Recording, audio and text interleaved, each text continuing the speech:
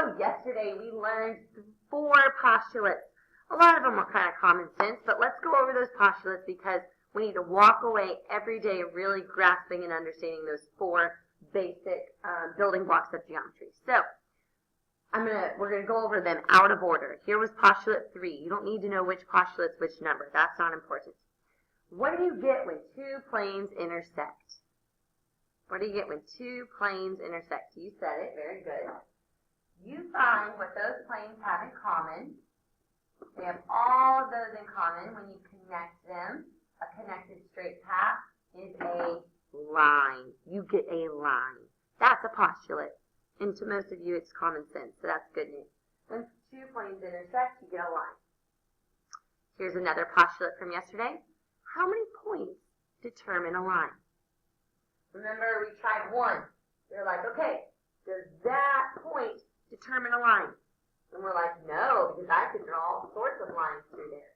And then we tried 2. We're like, okay, will 2 do it? Well, let's do it. How many lines can I draw? I can only draw 1 point through 2 lines. So how many points determine a line? The answer was 2. How many points determine a plane?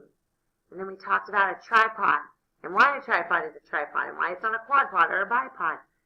3 non-collinear points, because if you put them in a row, it'll fall over. 3 non-collinear points determine a plane. 3 points determine a plane. 3. So how many does it take for a line? 2. How many does it take for a plane? 3 non-collinear points. The last postulate. What do you get when 2 lines intersect? Boom. What do you get? A point. Very good. And those are the building blocks of geometry. You don't have to have whiteboards. We're just going to go over some always, sometimes, never problems. These might have been in your homework, and if they were, let's just go over them again. All right. 2 planes, always, sometimes, or never, intersect in exactly 1 point. Good. Never. Because planes are going in all directions, not just 2 directions. When they intersect, they're going to intersect in an entire line, not ever in a point. So that is actually a never. Very good. 2 lines are always, sometimes, or never parallel if they never intersect. Is it always or is it sometimes? Is it always or is it sometimes? Remember, I said you pick sometimes when you can think of a time when it's true and you can think of a time when it's false. I can think of a time when it's true if they're parallel, but I can think of a time that lines never intersect, but they're not parallel. They're called skew. I thought of a counterexample, which we'll learn more about on Monday. I thought of a counterexample, so the answer is sometimes. 2 points are always, sometimes, or never collinear.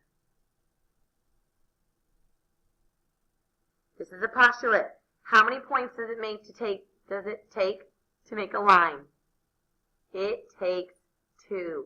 2 points are always collinear. This point right here, and then a point in the depths of the earth can be connected with a straight line. It is a connected straight path. Any 2 points in the universe are collinear. So let's do a few more.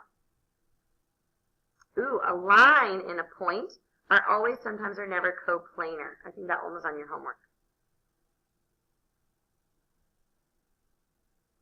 You've got a line, which, by the way, it takes 2 points to create a line. I'm not naming them, I'm just counting them. And then you've got a point somewhere. You can put that point anywhere you want. So 2 points are defining my line. There's more than 2 points, but 2 points define my line. And then I've got a third point. Are any 3 points coplanar? Any 3 points are coplanar. So a line and a point are always coplanar. Because I have 2 points here, I have 1 here. You add them together, you have 3 points. And 3 points are always coplanar. A array, always or sometimes or never, has more than one endpoint. Never. That's not allowed. By definition, it has one endpoint. Name the intersection of the planes. We're going to end here. So this is one of the postulates. When two planes intersect, they intersect in exactly one line. So we would want to know, where does that plane, what does it have in common with that plane? And you find where they overlap, and then you name it with the correct notation, just like that.